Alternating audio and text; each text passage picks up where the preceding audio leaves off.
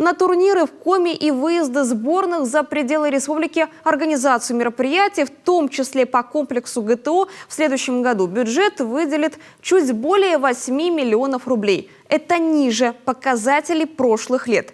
Впрочем, Госсовет намерен поддержать спортивную общественность в вопросе увеличения финансирования календарного плана. Как, знает Алексей Корчма. Бюджет следующего года ожидается сложным. Многие статьи сокращены, в том числе по спорту. Руководители федерации озадачены под вопросом выезды сборных и на детско-юношеские турниры. Мы выступили в первую очередь с предложением о поддержке бюджета в отношении спорта, поскольку если будет большая нагрузка на родителей, это очень будет тяжело. То есть соревнования проводятся достаточно много, даже в условиях пандемии. Другие регионы принимаются. В связи с этим мы просим все-таки поддержать спорт и снизить нагрузку на родителей, поскольку чтобы они больше выезжали, показывали результаты и радовали и болельщиков, и своих тренеров, и всех остальных жителей Республики Коми.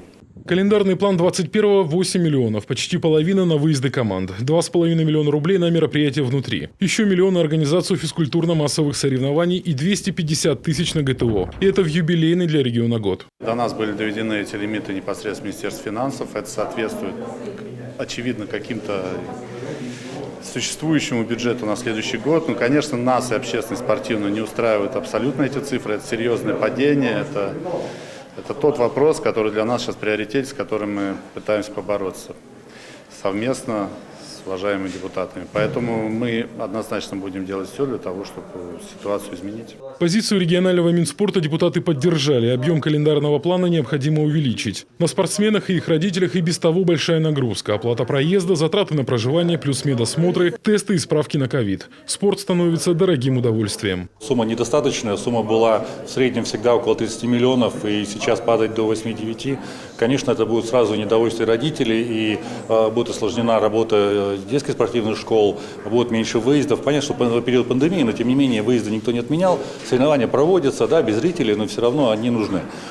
И мы, со своей стороны, обязательно сейчас будем готовить обращение на главу, на председателя правительства, для того, чтобы сумму увеличивать. У нас будет согласительная комиссия на следующей неделе. В согласительную комиссию мы тоже будем обязательно вставлять этот вопрос и активно его лоббировать. Члены федерации затронули вопрос о проведении турниров в период пандемии. Спортсменам необходимы спарринги для поддержания формы. Министр Виталий Савилов напомнил, что и его ведомство, и глава республики всегда готовы идти навстречу. В Коми разрешены соревнования на открытом воздухе. Так, в минувшие выходные прошла Сыктывкарская лыжня. Участвовало более 300 спортсменов со всей страны. Обошлось без проблем. Алексей Корчма, Павел Юрьянмин, телеканал Юрган.